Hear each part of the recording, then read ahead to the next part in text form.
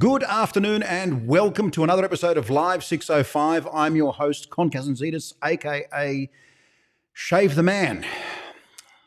I hope you're well. I hope you're well during this, it's official, La Nina weather event. Like we needed more events in our life, now we have a La Nina weather event. So welcome to the La Nina event wherever you may be. And you can tell us wherever you may be below in the comments. Say hello. We'd love to hear from you. If you're new here, of course, you put in new and we can get to know each other. Yes. Well, today I've decided that I'm going to be a pain in the neck over and above what I normally am. So I figured that this is something that's par for the course with me. If you know me well enough, and if you've watched these lives by now, you'll know that there is a tendency for pains in necks, wherever they may be. No, I'll stop. I'm being facetious. Anyway, what we're going to talk about today, and it's a question that I am faced with time and time again, is I have problems with my neck.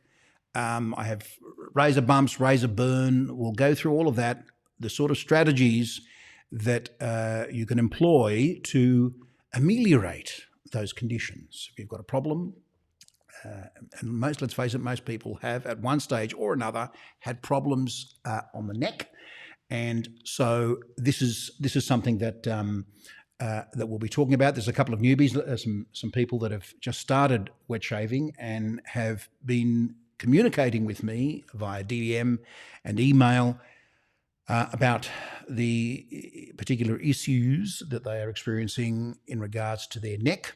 So we will cover those. Can this be applied broadly with shaving other bits and pieces of one's body? More or less. I know that people that do their bikini line, have razor bumps. So we're just gonna bump a little bit. We're just gonna bump today. We're gonna do the bump. We've got some people on. Hello, Leon. Lovely to see you on the live. It's wonderful. I'm glad you could join us. And of course, who else we got there? Steve Carter, g'day Con. Great to see you again. Looking forward to this. It seems my neck has become super sensitive in the past few months. Yes, it's an issue, Stephen. It's fairly common. Now, it's common with people that are new to wet shaving, but it's also, it comes and goes in with people that have been doing this for some time. So I'm going to share some strategies with you and some of the things, best practice, things that we have found that work. Of course, I have to start with a disclaimer. I am not a dermatologist, and if your condition is so serious that you need to visit one, then I suggest you do so. So seek medical advice if your problem is really quite severe. And they can become quite severe. And of course, you know me, I love a picture. We'll talk about and show you what we mean by these sort of razor bumps. And there is some terminology that we need to get through here and some nomenclature, stuff that we need to drill down and know what we're talking about when we talk about razor bumps. What are we talking about when we're talking about razor burn? I mean, what are the differences? Is there any difference?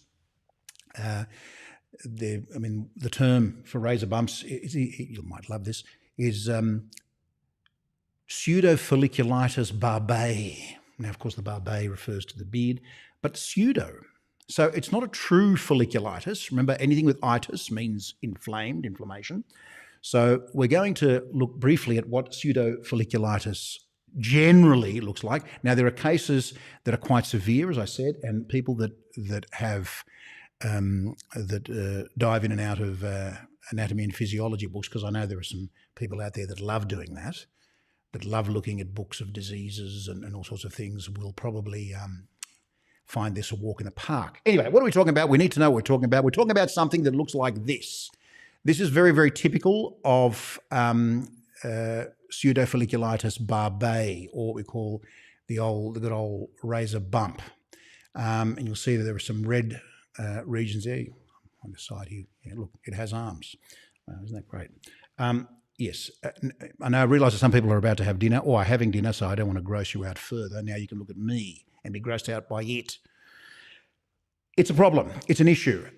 So there are things that can be done to alleviate that problem. I have had, over the years, a similar condition that looks, well, not as bad as that, but it can flare up. You can be very, very careful. And this can flare up certain times of the year. And those times of the year are also critical in how we attack and approach this particular problem. So as I say, I'd like to share with you a couple of things. And some of these are fairly obvious, but they really need to be reiterated. They need to be put front and centre in your mind. We become blasé. See, Stephen, you said that this happens to you lately.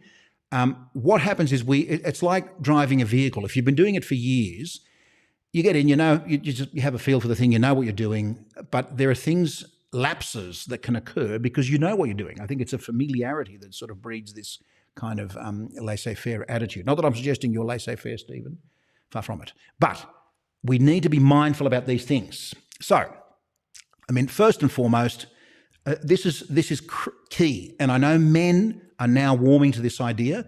Used to be a bit of a problem getting men to moisturise. The ladies moisturise naturally; they love doing it, and it's become part of most ladies' regime. Some, of course, don't need to. Some don't want to. That's fine. But I think the first thing to do is to moisturise daily. Now, what that does, by hydrating the skin, you're removing and countering the dryness that occurs. And as I mentioned before with the seasonal, this happens more likely in the cooler months than it does in the warmer months. It can happen in the warm months. It can happen if you're living in tropical climes of the world, but it is less likely to do so. It is more likely that you're going to experience these difficulties going into the cooler months, or if in winter, autumn or fall, whatever you call it in your part of the world. But this, I cannot stress how important this is. I wasn't a fan of moisturising when I was a younger fellow, and I found that in moisturising, it helped fix that problem around the neck, which I've said elsewhere, destroyed all my shirts because I didn't like shaving around here, and I had to wear a tie in a previous life, and that would really make a mess of my shirts. I'd ruin shirts because I didn't like shaving my neck, and I didn't like shaving my neck because I felt uncomfortable, and I had reasonably thick growth around the neck. But one of the things that I didn't do at that time, I did not do this, I didn't moisturise. You have to moisturise daily, right? And in the cooler months, twice a day. So I moisturise in the morning and I moisturise it in the evening. Now, who wants to moisturise and go to bed? Do it. Don't do it and then go straight to bed. Allow the moisturiser to be absorbed and use it very, very, very lightly. Remember, when you go to sleep, your metabolism alters, and when you wake up usually dehydrated. So not only does the insides dehydrate, the outside does as well. And this is why the skin becomes drawn and you wake up with puffy eyes. But I'm sure none of you that are watching this now wake up with puffy eyes. I know that for a fact. I know that it's telepathic or something. So moisturise daily, please. Please do that. Please. I can't stress that enough. It's very important. All of these are important, of course, but the moisturising is very important. Cleanse your face and neck thoroughly. Another thing men don't like doing, generally speaking. They think that if they've had a shower, that's enough. No. Cleanse the face. Work on the forehead, under here. You see, I'm 86 this year, and I probably don't look a day over 55. Wishful thinking, I know, wishful thinking. Anyway, cleansing, very, very important. Remove the dirt and grime, because that is going to be your enemy when you bring the blade to the face, when you're about to shave, okay? These are the things that you really need to be mindful of. It's very, very important. So cleanse your face and your neck thoroughly using a dedicated cleanser. If you have a particular problem with acne or particularly sort of overactive sebaceous glands and things, in other words, your skin gets quite oily, there are treatments that you can use that contain salicylic acid, which is it's the stuff that's in aspirin, as a matter of fact, but it's very, very good stuff. So there are plenty of products on the market. Do your research and you'll find them. But you must cleanse your face and neck thoroughly. Right. Now, initially, when you're starting out, and even if you're not starting out, grow your beard and determine the direction of growth, okay? So you have to let your beard grow. Now, the face is pretty straightforward. It just kind of goes straight down. But on the neck, it seems to go in all sorts of directions, left, right, and center, everywhere. And so if you utilize the same sort of strokes, you're going to create some problems because the hair is not growing in the same direction. So you need to know, roughly speaking, I'm not saying get GPS mapping on your face, employ NASA or someone to help you map your face. But I am saying that you need to know roughly how the direction of the growth. It's very, very important. It is critical. It is critical. So grow your beard and map growth. Now, I did a video many, many years ago. I was a lot younger then, of course, where I mapped my face and I used a credit card to swipe my face and tell me which way the growth was. If I build up enough courage, I shall link to that video. If I don't, well, I don't know. I probably will link to that video. It's called Mapping the Terrain, and it was a lot of fun. I had a lot of fun filming it. But it's important. It is very, very important. It's critical to know which direction all this stuff is growing in, so as you know how to mow it down. Right. Next thing, you must clean and sanitize your razor. Don't just leave your razor out. Remember, what you're doing when you're using a razor, whether you're shaving your legs or your face, is that you're not only reducing the whisker length, but you're also removing skin. Guess what likes skin? Bacteria, right? So this stuff needs to be clean. You need to sanitize it. So clean and sanitize your razor. One of the best ways of cleaning and sanitizing a razor is to change your blade frequently. It's part of the whole razor thing. Get rid of it. Don't sit there and say, oh, look, I've got about 84 shaves from this razor blade. Aren't I amazing? Yeah, you are. You also look like the Toxic Avenger. Don't do that. Right? Get rid of it. If you're having problems getting blades, call me. I'll help you in that way. But seriously, you don't need to keep blades in there for years and years and years. You're growing colonies there. It's not a good thing, right? So cleanliness is next to godliness. Remember that you must clean these things. We spoke previously about using isopropyl alcohol if you really want it. That helps dry the razor, but it also instantly sanitizes the razor, okay? Some of you may ask whether barbicide is a thing to do. Probably a bit overkill. I mean, knock yourself out if you want to. Just don't drink it.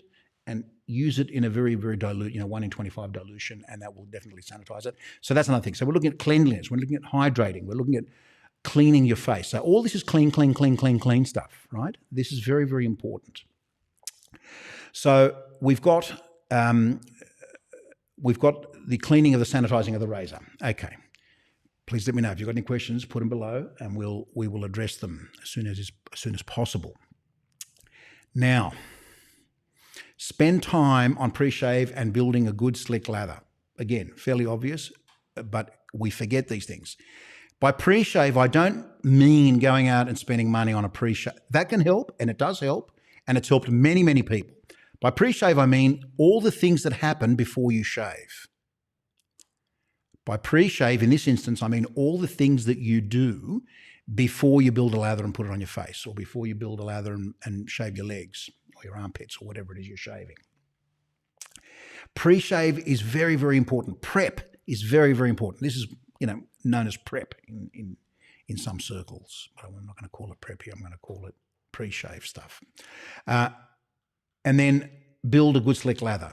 Water is your friend in this instance.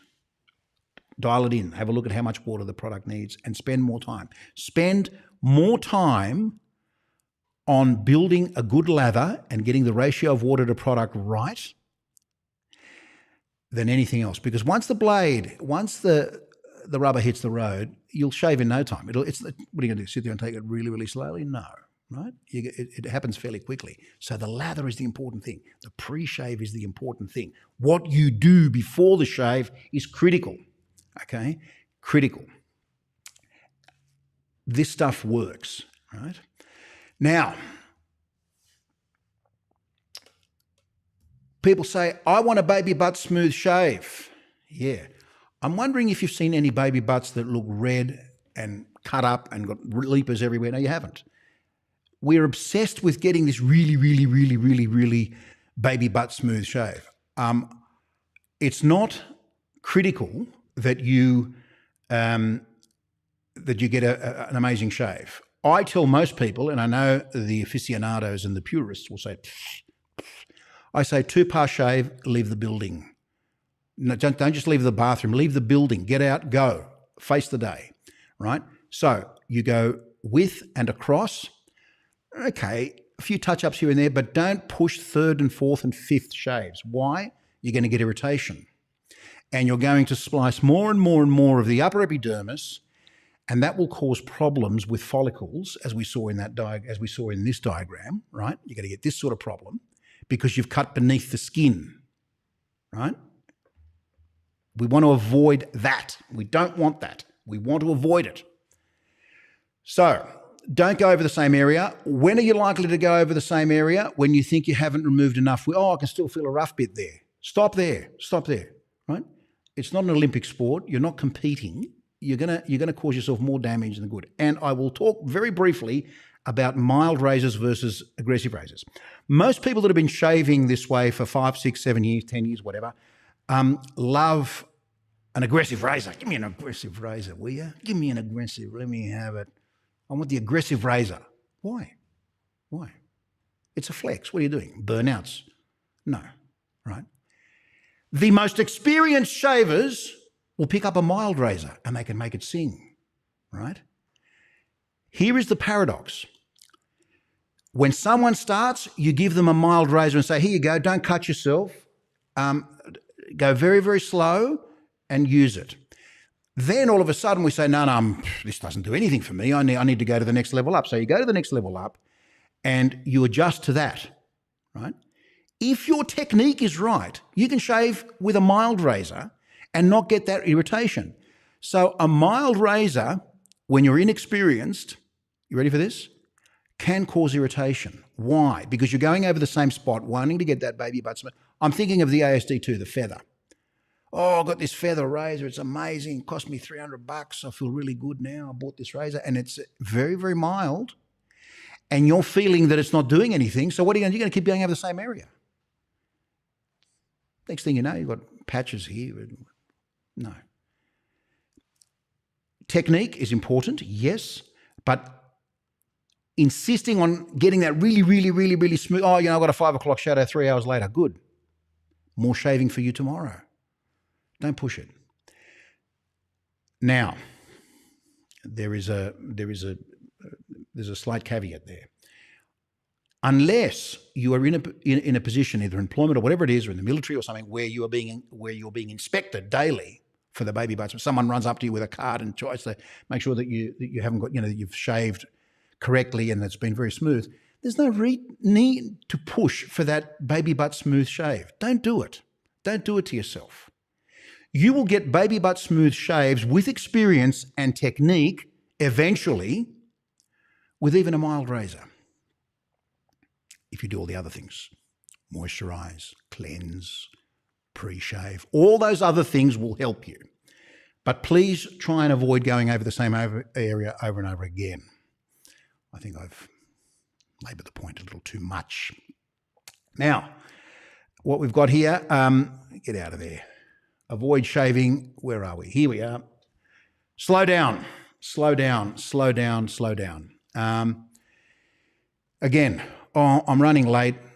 I need to get out of the house. Why are you running? Okay, you're running late. All right. Get up earlier. Get up earlier. If you're running late, get up earlier. Shave at night. Try other things, but don't speed things up.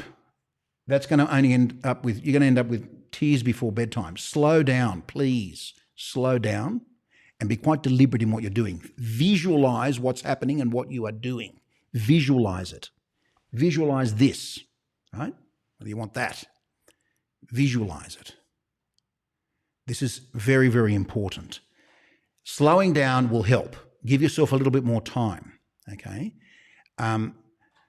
If you need more lather, build more lather. Don't worry about what they're saying on the forums and whether, I just built this lather by looking at it. Look at me. Look at me. Sit down. Sit down. Right? Sit down. You built a lather just by looking at it. Wow. Let's look at your face. Oh, you don't have a face. Sorry. No, your basement boy, 67. Basement Boy 67 doesn't have a face, but he can flex, can't he? He can tell you that he took 37 seconds to shave. He's amazing. Golf clap. Golf clap. Slow down, slow it down, slow it down. Slow. You'll get there. You'll get there. If you have to run upstairs, anywhere, you're disorganised. Slow down. Slow down and walk up those stairs. You don't need to run. What are you running for? Was there a fire? If there's a fire, you have to run. But most days there are no fires. I know this is it, right? This is it. Finish your shave with a quality post-shave balm. Now, if you want to use splashy stuff with alcohol, great, all power to you. Know this will dry your skin. A lot of companies try and counter that by putting in castor oil, pegs and megs, all sorts of things they put in here, aloe vera and all that sort of stuff, which is great. That is, you get the little bracing feeling from using an alcohol-based aftershave, and then the with all the thing. But if you have got razor burn and bumps and redness and irritation, probably steer clear of the alcohol stuff to begin with. And if you must use alcohol stuff, use the balm first, allow it to absorb, and then just before you leave the bathroom, then put it on. It'll project further as well because hydrated skin is smelly skin. It loves to push out. It's good stuff. But avoid the alcohol-based stuff if you can. You can use very inexpensive products. You can use very expensive products. This stuff by, Trufford and Hill's about $45 Australian. A bit of coin here, but it's good stuff. And there's also other good stuff here. I know a guy. If you need anything, just let me know. This is about half the price of that Trufford and Hill, but it does a good job.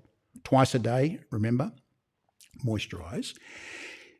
And your skin will thank you for it. It will thank you for it. Now, is this going to happen tomorrow or the day after? No. You need to give yourself at least 8 to 10 weeks of this. Moisturising, hydrating. It's not going to happen overnight. Remember that your skin is an organ and it needs to adapt. It needs to change to things. It responds through a feedback loop. Oh, my skin's too dry. Let's produce more oil. Oh, my skin's really oily. Guess what? It's going to become dry. It's kind of, it's a balancing act. As much as I hate using that term, it is in fact a balancing act. But just end it with a post-shave balm, preferably one that doesn't have smelly stuff in it. If Christmas time, one of these large department stores comes out with a kit and it says, oh, this is our fragrance and we've got a post-shave balm in the same scent, you could get a flare-up, okay? There may be a bit of a problem there. And also, hydrate. Drink as much water as you can, please. Drink as much water. Stay away from breweries, Stephen, and everything will be fine. So finish with a quality post-shave balm, and please moisturise, okay? That will help. Now, if you've got a really, really, really, really serious problem, you need to seek medical advice. This then becomes a medical problem, okay? There could be other underlying issues there. They could be genetic. There could be sort of predispositions to, there could be food allergies. I mean, there could be all sorts of things, right? It's not Dr. Con here, but what I'm saying is that if there are problems and they persist, you need to do that. But I guess what I'm saying is you've got to slow down. You've got to slow down, think about things, be a little bit more purposeful with things, map your face, hydrate, very, very important, and cleanse. And you see what happens to little ingrown hairs, they start to curl in on themselves because you've cut beneath the skin and now this little hair is trying to push up like my finger is here. Look at that. Should do a puppet show. Hello? Yes. Anyway, you cut beneath and this thing's pushing, trying to get through and it can't, so it curls in on itself. You then have a response. The body says, oh my goodness, we have a foreign body, even though it's your own hair. It's a foreign body. What's going on over there? There might be some bacteria on it. And so next thing you know, you've got pus, you've got this. You've got this thing happening. Yes. What more can I say? Map your skin, know which way, in other words, get to know your skin, which way it's going. And it's going to go this way and that way on your neck. We know that.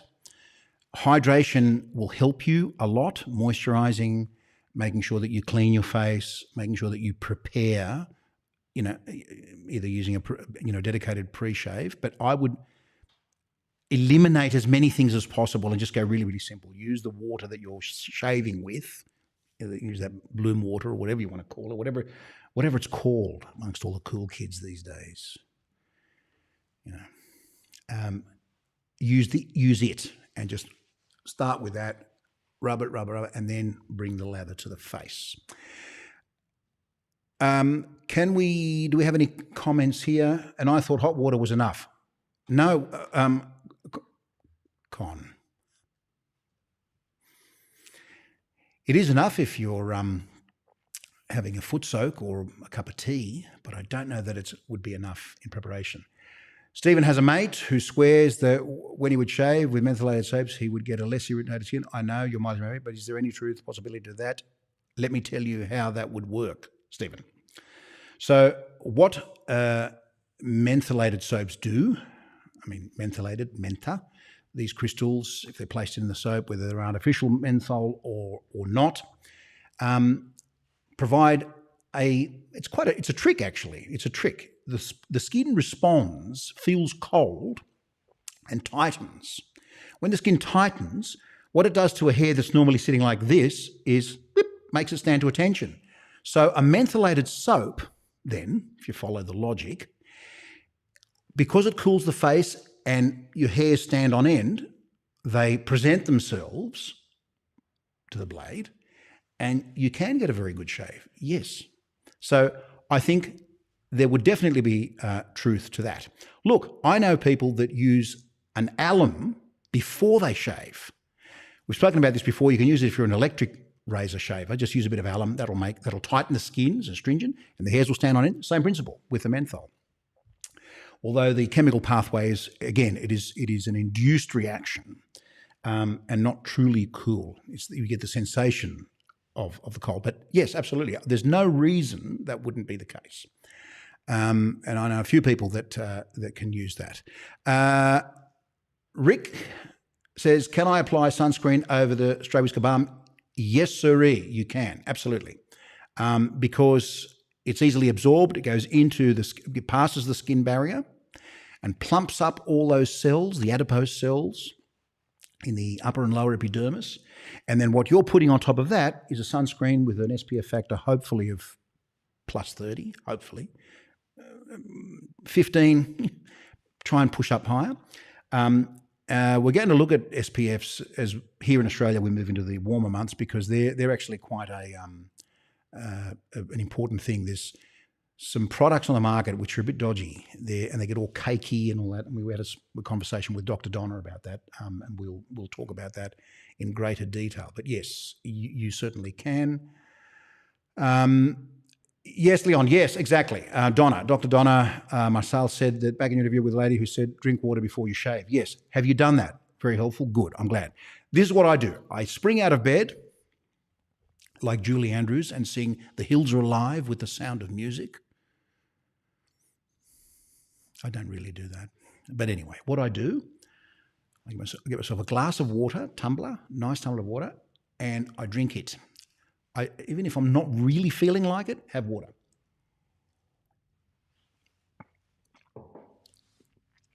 Walk around for a bit. Say, oh, wow, isn't this wonderful? About to face the day. Move around. Then go and have your shower.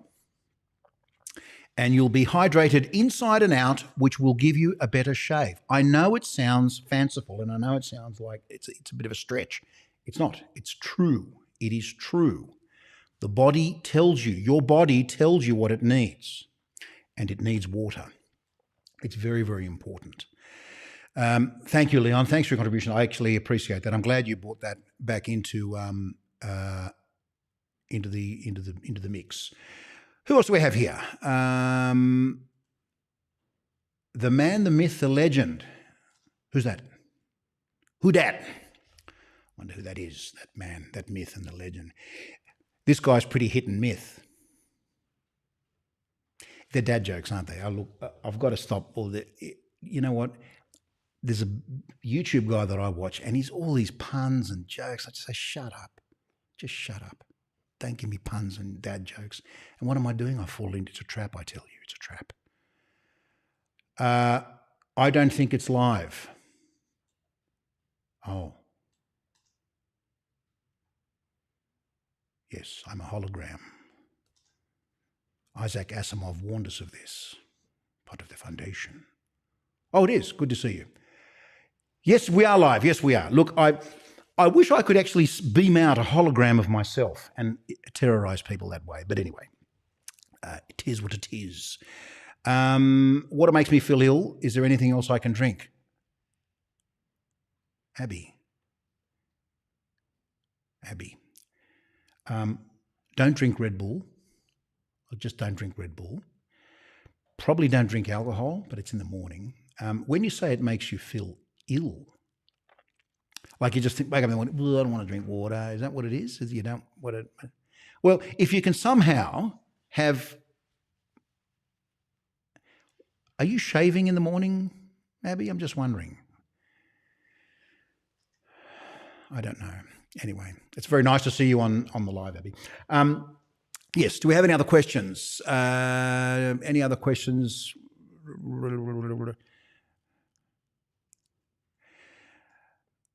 The time has come to speak of many things, the walrus said, but he also said, it's time to go. I probably should go. Any other questions? What do we have here? My young nephew, age 15, is hugely afraid of shaving with a sharp blade. How do I set him on the right path? Okay, so first advantage, he's 15. You try setting 28-year-olds on the right path or 30-year-olds on the right path. They become a little bit more set in their ways.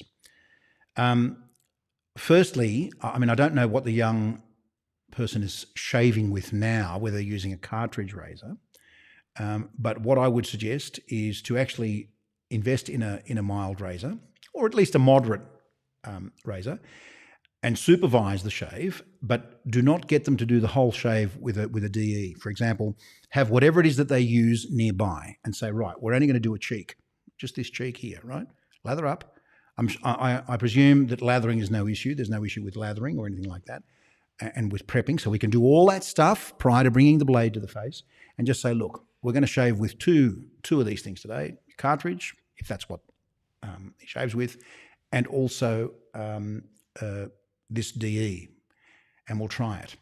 The other thing that I did funny to say, with my nephews was that I gave them a safety razor, and I got them to shave without a blade in it. So they were pretending to shave, right? So, right, lather up, just lather up. Oh, I'm scared, whatever. I know you're scared. That's fine. I'm scared as well. And I don't have insurance.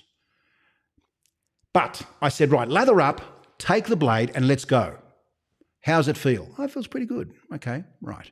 So they're using the blade.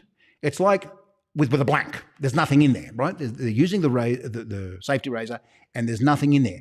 But what they're getting used to is removing that the lather, and also getting themselves accustomed to how that slickness feels. Do it again, and do it again. And then eventually bring the two things that they shave with together. It's kind of like trainer wheels, putting them on and then saying, right, these are coming off now. See how you go. And then you'll find in no time, once that happens, they'll feel that they've achieved. It's a remarkable achievement. That's what I would do. Now, if your nephew were 5, that's a different story. Although there are wooden sets you can buy, little shaving sets that you can buy for people. That's what I would do. I would use a safety razor without a blade in it, just to get them used to holding it in their hand, seeing how it feels, kind of scraping the lather off, and then saying, you too hard, go light, and just supervising that. And then eventually, I think you'll find that they'll go and do it themselves, and that's what will happen. Whatever it is that is removing whiskers currently from that young person's face is cutting, and it is sharp. It's just that it's in a different matrix, if you like. It's in a different. It's cradled in a different razor head. Whether it's, I hope it's not electric. Anyway.